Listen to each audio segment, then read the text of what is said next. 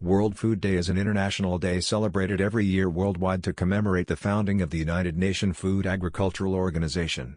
It is important to raise awareness for people who do not have such privilege, people who suffer from hunger starvation.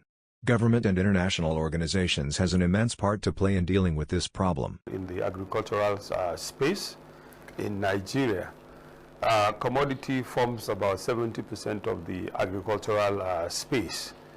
And it's very vital, and this plays a role in various ways in our economy.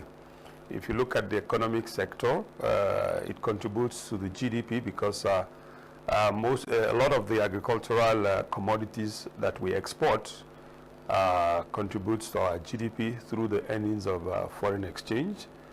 Such commodities like ginger, cocoa, shea butter, sesame seed, which contributes substantially.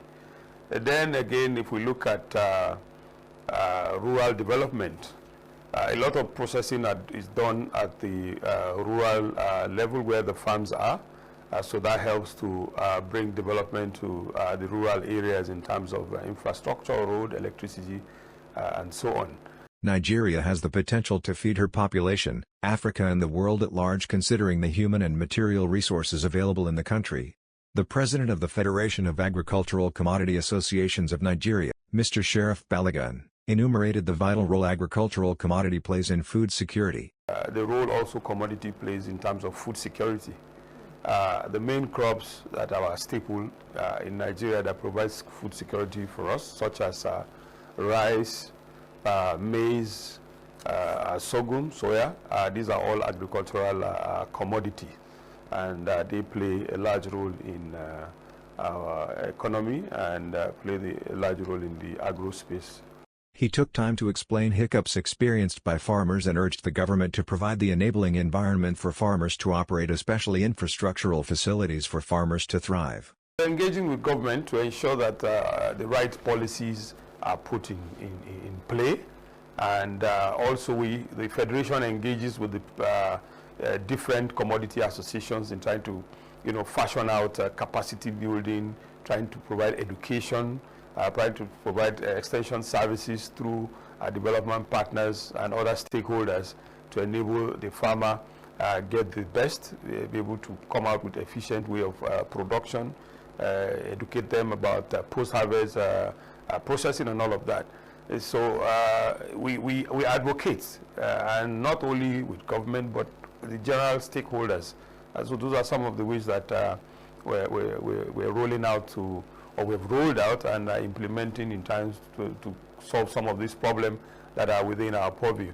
But majorly government has a big role to play, especially in terms of policies that will drive the sector and will enable private stakeholders to come into the agri space and contribute their own code. The whole day talking about the vagaries of pricing of products in the market, or prices of commodities in general.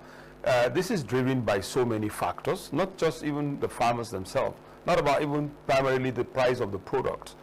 Like we mentioned some of the challenges facing the sector. We talked about infrastructure. If you look at infrastructure as it affects pricing, the farmers are in typical rural areas where there are bad roads. And for you to get logistic providers that will go to some of those areas, they will charge you very high to be able to carry the commodities to the market. A case in point, from Nasarawa State here to move goods to Abuja, transporters are charging as much as 5,000, 6,000 naira per bag, also to the southwest, even more expensive than moving the same volume of commodities from Nigeria to China, for example. Then you have the various taxes also that the logistic providers face along the way when they're taking goods to the market. There are also a form of taxes. So in general, it's a combination of many issues that come up. Now also, if you look at it from what affects the farmer directly and why its prices are high, it comes down also to one of the problems I mentioned in the challenges, post-harvest loss. If a farmer produces goods and 70% or 60% of it is lost, he'll try to recover the cost from the remaining 30% that is there. So we don't have post-harvest technology. How does he store this good? There's no storage system. An average peasant farmer cannot construct a storage on his own. But if you have shared services where government with private sectors come in and provide storage facility or cold chain facilities or facilities where the small farmers can take his good and he pays a small fee to keep that good, that will help and translate into better prices at the end of the day.